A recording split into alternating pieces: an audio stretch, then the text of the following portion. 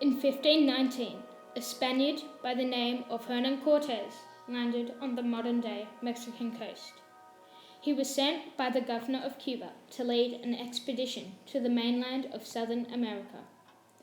Quickly, Cortes, with his 530 conquistadors, set out for the Mexican inland. Cortes had heard stories of the great Aztec king Montezuma II, who reigned from his capital, Tenochtitlan. On his way, Hernan Cortes became allies with the Tlaxcalan tribe. This tribe had had a feud with the Aztecs, so Hernan Cortes saw them as a good ally. Today, I am joined by Aztec professor Daniel Kemp. So, Professor, what happened after Hernan Cortes joined forces with the Tlaxcalan people? Thank you, Harry. So by now, Hernan Cortes had a force of around 1,000 Tlaxcalans and chose to cross the mountain pass to Tenochtitlan to surprise the Aztecs. When they reached Tenochtitlan, they met Montezuma II on a raised path leading into the city. Cortes took Montezuma II a hostage and ruled Tenochtitlan through him. One night, while Cortes was out of the city, the Spanish massacred a group of Aztecs. When Cortes returned, he found that his conquistadors had lost control of the city. Cortes ordered Montezuma II to calm the people down, but instead the Aztecs stoned Montezuma II to death. After that, Cortes tried to escape the city. He and only some of his men survived the Aztecs.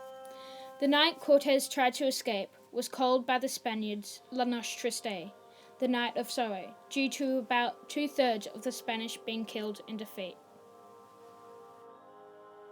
For 3 months, Cortes put Tenochtitlan under siege, cutting off all food and water supplies. Eventually, Cortes and his soldiers broke into the city. The Aztecs fought hard, but the Emperor Contehumoc eventually surrendered to Cortes. Cortes planned to offer the city to the King of Spain, but once the great city now lay in ruins. So, Professor, what do you think were the main reasons for the Spaniards' victory? Well, personally, I think there were 2 main reasons for the Spaniards to be victorious. And the reasons are that the Spaniards had much more advanced weaponry such as guns, swords and horses, and this had the cause of the Aztecs having much less manpower and firepower, so the Aztecs were unable to defend themselves against the deadly guns and strong horses, making the Spaniards stronger and more protected. Also, because of the Spaniards coming to South America meant that they brought European diseases such as the smallpox to the Tenochtitlan city and South America, so the Aztecs were affected severely because their immune system had not yet adapted to this type of new disease.